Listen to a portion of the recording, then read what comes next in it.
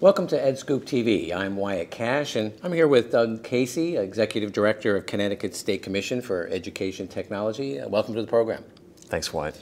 We're here at the State Education Technology Directors Association Leadership Summit, and I'm here to talk to Doug today a little bit about some of the things that you're working on, and in particular, one area I know that you're very involved in is broadband and infrastructure. Tell us a little about maybe one or two takeaways from this year's summit on that topic.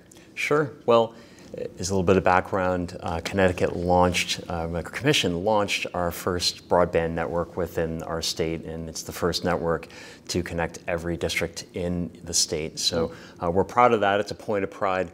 We're really trying to look at aligning what we're doing with what other leaders in the country are doing. I think there's a common dialogue around equity, which is a really key area for us to delve into. Great. Well, also one of the other areas that I'd like to explore is just some of the bigger initiatives that the state of Connecticut is taking that other technology directors might be interested to know about. Sure. Well, a couple that I can share with you. The first is this issue of equity. We're really trying to put together a toolkit and share out with districts on how to support their parents and families to get kids online outside of school. And I use outside of school intentionally because I tend to think about kids perhaps having multiple places where they're going outside of school. It could be work, it could be with mom one day and dad another day and grandparents. So we need to be thinking about the context of getting kids online. So not just wired lines, but perhaps mobile lines as well. And so those are some of the considerations that we've got to take into account as we train families to get up to speed as to what are the different options that are out there, and also how to navigate some of the funding structures to help them get online. So we're really working hard on that. And we're also really concentrating on personalized learning in Connecticut, and that's an area that we're really delving into. Looking more specifically at technology, what new technology measures in your state are you taking to really help close that digital equity gap? Sure. Well, there are some high-level initiatives that we're working on that are probably common among many states. As I mentioned, developing a toolkit, letting folks know what the options are. One that we're particularly interested in is a technology called Erate. The advantage of working on a commission that oversees technology for K-12 higher education and libraries is you learn about different areas of technology in different sectors, and we learned about Erate through the higher education community.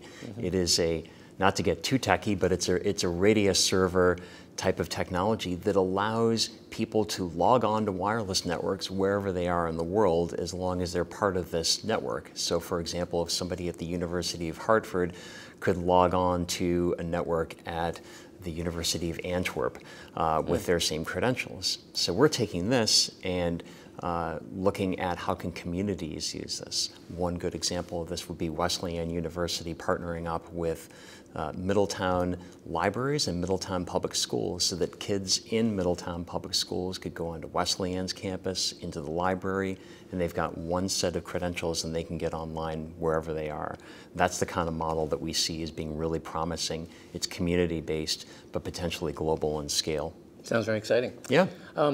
Also, in the realm of innovative measures, I know you mentioned data privacy for students. Tell us a little about what Connecticut's doing on that front. I understand you've got kind of a new initiative in the works. It is. Connecticut just passed its first Student Data Privacy Act, and it is very well intentioned. The idea was to make sure that student data, and we have a lot of it, is protected and that only the eyes that need to see it have access to it. I think some of the challenges that we're facing is what I call operationalizing it. How do you go through and assess within your district the dozens, sometimes hundreds or even thousands of apps and applications that folks are using to collect and make good use of student data, and then make sure each one of those providers is compliant with how they store, how they share, how they eventually destroy data. And so it's a lot of work that districts have to work on. So one of the things that we're doing that seemed to make sense for us would be to start to execute contracts on behalf of our districts at the state level. So some of the big student information systems and other data systems that many districts are using and that hold a lot of sensitive student data are brokered at the state level. So it's one less thing that they have to worry about. Great. And lastly, the topic of E-rate funding, the ability just to fund technology and broadband continues to be, we're getting a lot of more momentum on it, but it's still a lot of work to just make sure budgets are in line with these technology investments. What's happening in Connecticut as you try to get funding for the various initiatives you're working on? Sure, sure. Well, we were very privileged to have the state cover all costs for our network for schools and libraries for quite some time. Last year, there was some deep digging in terms of making a budget that was right-sized, and so as a result of that, we had some reductions in funding to the network and had to turn around and build districts for circuits that they were getting for free for years.